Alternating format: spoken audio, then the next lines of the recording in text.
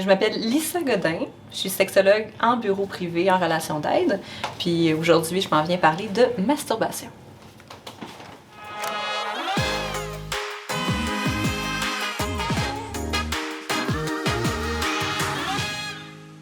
Bienvenue Lisa Godin à Séduis-moi. On Allô? est aujourd'hui ici pour parler de masturbation. Enchantée. Allô, NC? Je suis contente d'être là. Ça va être le fun. C'est sûr.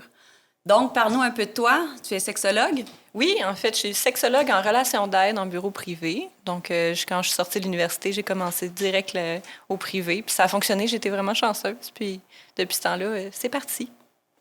Le sexe, ça rejoint tout le monde, donc on en parle, puis éduquons-nous. Oui, aujourd'hui, tu voulais parler de masturbation. Ouais. Oui. En couple, en solo, sur plusieurs facettes, parce que c'est vraiment, il y a beaucoup de tabous, beaucoup de non-dits. C'est donc, encore je veux un tabou. Qu'on C'est en ça qui se jase. passe. Oui, bien, en fait, au niveau des hommes et des femmes, c'est pas pareil comment c'est représenté dans les médias, dans les films, dans les séries télé. On va voir plus souvent des hommes se masturber que des femmes. Là, ça s'en vient. On a des pionnières là, qui représentent la sexualité féminine solo dans les médias. Donc, c'est le fun. On commence à plus en parler entre nous autres. Mais ce que je réalise, mettons, c'est que il y a comme une espèce de pudeur, une espèce de blocage. Puis, on pense pas, les femmes, à utiliser la masturbation comme une technique d'apaisement. Alors que chez les hommes, c'est presque un non-dit. C'est représenté, c'est compris tel quel. On le sait. t'sais. Mais oui, Les connaissance hommes se générale. masturbent et les femmes, soit qu'elles le font, soit qu'elles le font pas, ou elles en parlent moins. C'est ça. Puis là, si on rentre dans les couples, ben il y a toutes sortes de couples, là, évidemment.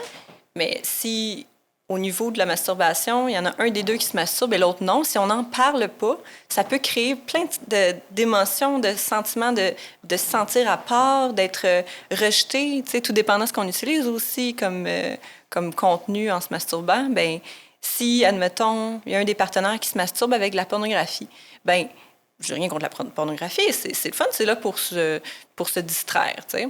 Mais tout dépendant, là, il y a de plus en plus d'interactions au niveau de la porno, il y a de la webcam, tu sais, puis ça, c'est très interactif. Fait que tu as la sensation que la personne que t'aimes passe du temps intime, sexuel avec quelqu'un d'autre. C'est sûr que tu vas te sentir rejeté si vous en parlez pas, si vous comprenez pas ensemble comment l'autre se sent par rapport à ça. J'imagine que la webcam, encore là, tu sais, c'est une caméra, il y a quelqu'un de l'autre côté, puis c'est juste un contenu de vidéo, de porn, si on peut dire. Est-ce que les gens, des fois, je sais pas, des gens que tu rencontres, des couples, que ce soit homme ou femme, est-ce qu'ils ont l'impression de se sentir peut-être trompés? Parce Oui. que si après ça, si tu le fais pour toi-même, puis après ça, je sais pas si dans le couple, ça se passe pas, ça Oui, doit... puis jusqu'où ça va tromper aujourd'hui, tu sais? Est-ce que c'est texter quelqu'un souvent, le soir, tu sais, en certaines heures? Est-ce que c'est... Parce qu'il y a trompé émotionnel, il y a trompé sexuel. Il y a plein de manières nouvelles maintenant de vivre l'infidélité, tu sais. Si tu as des textos sexy, des sextos, là, avec quelqu'un, est-ce que c'est considéré trompé? Oui, non, tout dépendant de votre entente à vous. Fait que c'est important d'en parler. Puis là, si on embarque dans une conversation avec ses partenaires, j'ai l'impression que tout d'un coup, on se sent plus accepté. Tu sais, vu que c'est intime, la manière de se masturber change de personne en personne, tu sais. Fait que si tu te mets à en parler avec ton partenaire, c'est sûr que tu te sens mieux, tu te sens plus en contact, en équipe avec l'autre. Dans un monde idéal, on serait capable de se masturber devant l'autre. En plus, c'est comme éducationnel. Tu vois comment l'autre personne se masturbe, tu vois qu'est-ce qui lui fait plaisir, où peser, comment... La à quelle vitesse, pression? la Oui. pression, je sais pas, c'est clair. C'est très sexy, c'est très intime, tu sais, mais j'entends pas ça souvent. On s'est masturbé un devant l'autre parce que ce que j'entends souvent, c'est ben là, on va pas faire ça, mais on va coucher ensemble, admettons. On va avoir une relation sexuelle, mais on n'est pas à l'aise de se masturber un devant l'autre. Comme Puis, si celui-là, c'est plus intime. c'est comme, tu sais, des fois, la masturbation doit venir comme les préliminaires. Ça, c'est comme quelque chose, ça se fait plus, ça. Les préliminaires, c'est plus un mot acceptable ou c'est... Les préliminaires, pour moi, c'est un mot désuet. C'est comme de dire que tout le moment qu'on passe, qu'on s'embrasse, qu'on dry hump, ça veut dire se frotter, habiller, là, ben ça n'existe pas. Tout ce qui existe, c'est le bout de pénétration. Alors que... Le avant. Ben oui, puis là, on vient de tasser une grosse partie de la population s'il n'y a pas de pénétration. Je suis comme, attends, il y a plein de gens qui ont une sexualité non pénétrative qui est une vie sexuelle. Tu sais? C'est sûr. Fait que préliminaire, pour moi, ça n'existe pas. On dirait, mettons, relation sexuelle à la place. Qui englobe tout. Ouais. ce que tu peux vouloir aimer, essayer. Oui, puis ça peut, pour moi, une relation sexuelle, ça peut être de frencher vraiment activement après, tout dépendant comment tu te sens après, là, si ta batterie sexuelle est remplie. C'était une relation sexuelle, pour moi. Oui. C'est ça. Mais les gens, comment tu abordes ça? OK, masturbation, c'est un couple, donc ils s'en sont peut-être parlé. Et homme-femme, femme-femme, tu sais, peu importe la relation avec l'autre personne ou avec soi-même, comment tu fais pour aborder ça? Tu sais, si c'est nouveau, puis c'est gênant un peu, j'imagine, des fois, de savoir, parce qu'on a peur de le dire, mais on doit avoir peur de l'entendre aussi. Oui, en fait, c'est le fun parce qu'une grosse partie de ma job, c'est d'enlever les tabous, d'en parler. Puis quand moi, je pose les questions, mais l'autre personne, elle écoute. Fait que c'est pas elle qui pose la question ou lui, puis ils peuvent ensemble, après ça, en parler. C'est sûr que ce serait le fun que le monde en parle chez eux, entre eux. Mais tu sais, à la base, si tu commences à parler de sexualité, il y a plein de sujets qui sont super importants pour vous connecter un à l'autre qui vont ressortir. La manière dont tu te masturbes parle de toi aussi. Tu sais, de quelle partie de ton corps t'aimes, quelle partie de ton corps est-ce que tu es moins à l'aise. Puis de savoir que quelqu'un d'autre adore cette partie-là de ton corps, que toi, tu n'es pas certain ou certaine, ça peut vraiment vous rapprocher puis te faire t'épanouir dans ta sexualité, tu sais. De permettre à quelqu'un d'autre de te toucher comme toi, tu te masturbes, pour moi, c'est vraiment un bond en avant dans votre sexualité. Merci d'amener ça parce que, tu sais, après ça, on parle de zone érogène, puis des fois, on pense pénis, vagin, mais c'est pas ça, une zone érogène, là. Le premier organe sexuel dans ma tête, c'est le cerveau. T'sais. Si le pénis est super léger, là, une pensée le soulève, c'est pas moi qui l'ai dit. Mais si tu arrives à exciter quelqu'un dans son cerveau, tout le reste va suivre. Ça part de là. Ben oui, fait qu'il faut prendre le temps. T'sais. Moi, je suis comme dans les conversations qu'on a avec les couples, avec les gens en solo aussi. C'est important pour moi de véhiculer ça, de faire ton parcours, de vérifier, de regarder des choses, pas nécessairement de la porno. Il y a un paquet de films, séries, podcasts, ASMR, de regarder de la poésie, de lire de la poésie, d'explorer pour voir qu'est-ce qui, toi, te fait vibrer. Après, tu peux en parler à d'autres, puis ça aide aussi à créer un moment avec l'autre, tu sais. Donc, pour la masturbation, on entend tout le temps, on voit, c'est tout le temps avec des objets ou avec de la porno. Il y a d'autres façons de faire ça, j'imagine, ou d'avoir des tips and tricks, parce que c'est tellement à la base autre chose que, ça vient de plus profond que ça. En fait, la masturbation vient de l'enfance aussi, là. Les premières sensations, l'exploration que tu as quand tu es enfant, il n'y a pas de censure personnelle par rapport à ça. Tu n'es pas comme « Ah, ça, c'est un bon toucher, ça, c'est un mauvais toucher par rapport à toi-même. » Fait que quand on voit un enfant aller s'asseoir, mettons, sur le jet d'eau là, au parc, puis qu'il y a une petite face dans le beurre, là, il se masturbe.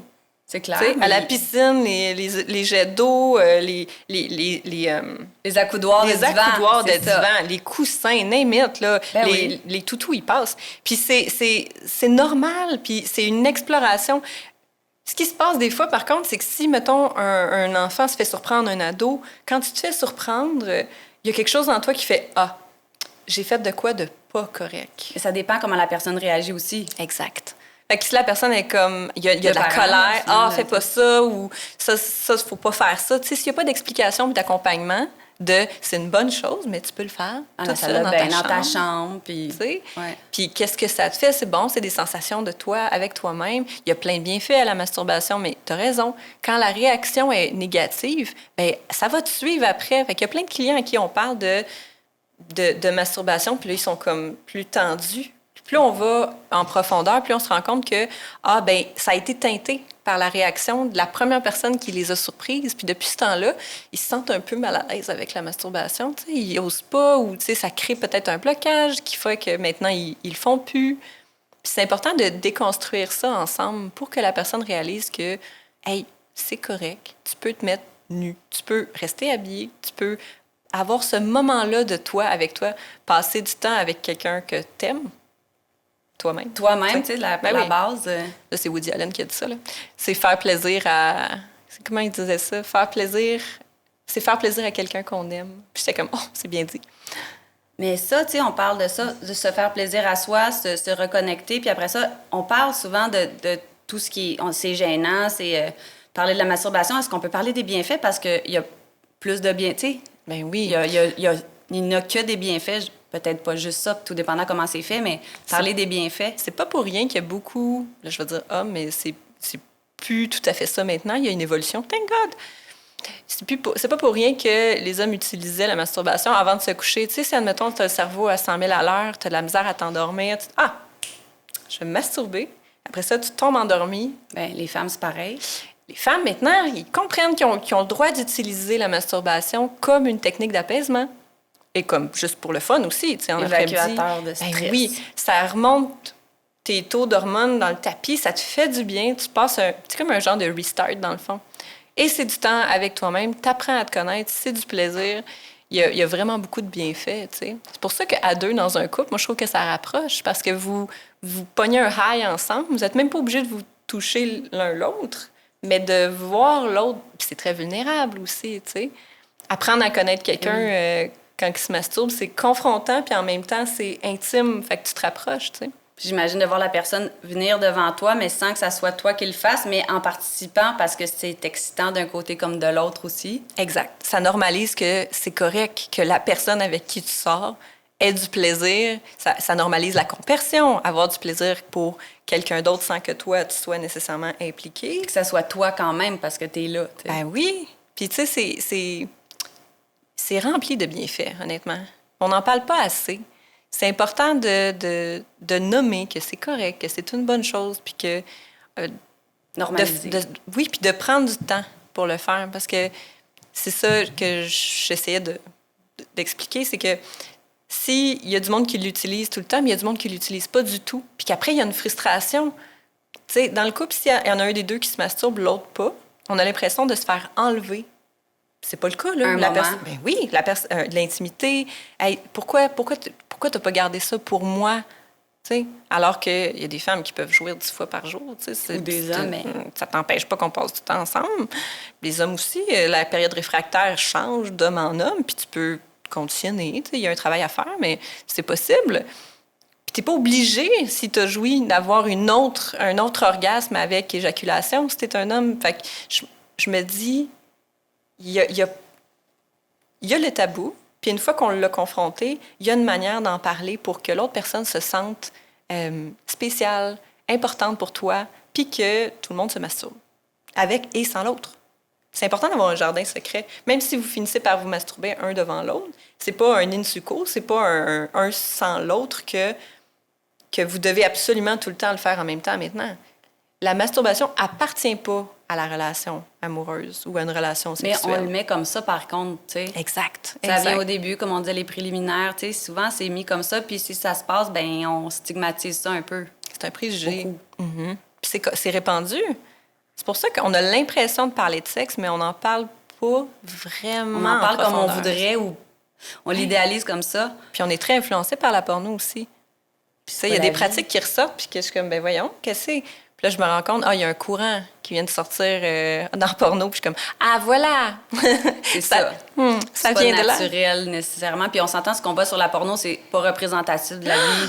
Pas du tout. Moi, pas là-dessus. Okay. Parler de porno versus réalité, c'est du divertissement. Comme tu t'en vas voir un film de super-héros. James Bond, tu sais. Ben oui, tu t'attends pas à sortir dehors puis à devenir un ninja ou avoir des super-pouvoirs. Mais quand tu regardes la porno, ça te donne l'impression après que... Puis ça devient envahissant parfois. La porno, c'est une super de bonne chose, c'est du divertissement. Il faut savoir doser. Il faut savoir diversifier pour que dans ton cerveau, tu gardes... j'appelle ça une gymnastique sexuelle, mais là, plein de manières de l'expliquer. Si tu fais juste du chest-bras, OK? Chest-bras. Non, là, oui. Bon. Fait après, tu vas te ramasser avec ces images-là dans la tête quand tu as un orgasme. Fait que tu te conditionnes à jouir seulement si quelqu'un se fait venir d'en face, par exemple. La masturbation dans tout ça, de qu'est-ce que tu as vu, que tu répètes ou que tu veux répéter dans ça. Oui, puis il y a des habitudes qui se pognent, là. C'est masturbation veut dire, c'est dans ton quotidien. Fait que si tu t'habitues à voir certaines images quand tu as un orgasme, c'est pas un moment nécessairement que tu passes autant avec toi que si, admettons, tu regardes aujourd'hui tel type de vidéo, puis après, tu le fermes pour jouer avec toi-même. C'est sûr, c'est pas tous les moments qui se prêtent à avoir un moment avec soi-même dans l'instant présent. Des fois, tu es pressé, tu as besoin d'avoir un orgasme. OK. Mais si tu fais que de la gym sexuelle ou ce que, mettons, c'est du gonzo ou Est-ce que tu peux... Gonzo? de la pornographie ou ce que... il y a des patterns très, très précis avec une coupure de vidéo où ce que il y a le come shot, il y a le happy ending à la fin. Tu sais, c'est très stylisé, c'est très précis, rigide.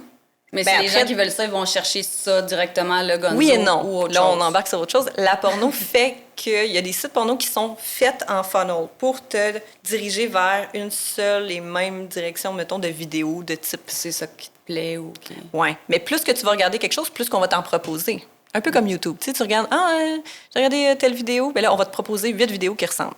OK? Fait à cause que la porno est bâtie comme ça fait que tu finis par te sentir un peu prisonnier dans le site de ce type-là. Ben, ou ça te rend un peu plus hardcore à chaque fois, profond dans cette lignée-là. Fait que le but, c'est de varier ton type de porno, de varier les types d'excitation que tu regardes, des stimulations, pour que tu te sentes tout le corps entraîné, le cerveau au complet. Fait que lis un petit peu de porno érotique, même si tu n'aimes pas ça, juste pour garder cette partie de cerveau-là allumée. Sans l'image. Avant Internet, le monde se masturbait sur des magazines, sur autre chose, puis ça créait un autre type de conditionnement. Ou l'imaginaire. Exact. C'est important d'avoir... tu sais, le gym, tu fais tout. Tu fais tout, t'essayes un peu de cardio, un petit peu de chest, bras, Depuis tantôt, on est là, et là, ça me chicote. Je ne peux que regarder ce qu'il y a sur la table. Ah oui! Ouais. Mais j'ai amené des clitoris, en fait... un gold, parce que gold. Mais là, attends, c'est parce que les gens dans la vie, je crois, ou tu me diras si je me trompe, le clitoris, c'est un bouton de sonnette et ce n'est qu'un bouton de sonnette. On ne perçoit que celui-là, le petit bout, puis il y a un petit capuchon par-dessus. Fait que le clitoris, c'est un peu comme... il est comme un iceberg, OK? Voilà. Le 3/4 est caché. Bon. Fait que là, on a l'impression que c'était depuis 2017. Il était temps qu'on en parle. On l'a mis à sa juste valeur. Et, oui, mais on en parle un peu plus. On est clitorate, la clitoracy, à être un peu plus éduqué au niveau du clitoris. Parce que nous, c'est intérieur ou c'est caché, donc il n'y a pas juste ça. 3/4. Fait qu'il y a non seulement en dessous du capuchon clitoridien, il y a le clitoris au niveau du... Ce serait un petit peu comme le gland du clitoris. Puis après ça...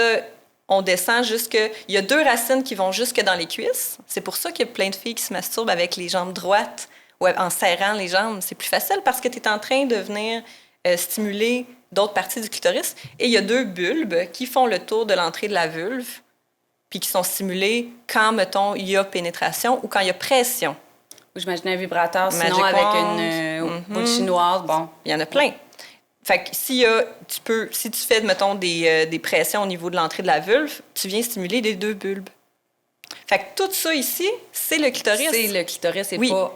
Puisqu'on a l'impression qu'il était le point G, il n'y a pas de point G, c'est juste un endroit où tu viens peser puis que ça vient stimuler au niveau central de l'organe du clitoris. On appelle ça le point G, mais c'est pas un point nécessairement, c'est juste un petit endroit où la paroi au niveau de la vulve est un peu plus mince, puis que c'est un peu plus près du clitoris. Mais le point G, en tant que tel, c'est le clitoris. Mais c'est ça, il n'y a pas grand monde qui le savent. Puis de savoir que c'est... Oui! C'est ça. C'est important, hein? C'est le fun. Puis on peut s'en faire des petits modèles 3D comme ça, vraiment facilement. Il suffit d'avoir une petite imprimante. C'est plaisant. Un petit peu de peinture gold. Puis après ça, c'est un party. Voilà, clairement. Puis on peut sortir n'importe qui. Ça se met très bien dans une sacoche. On peut pour le montrer dans des événements sociaux. On a 5 minutes à perdre à l'arrêt d'autobus. Et voilà. Ouais. Donc, tantôt, Lisa, on parlait de masturbation, on parlait des bienfaits. Oui.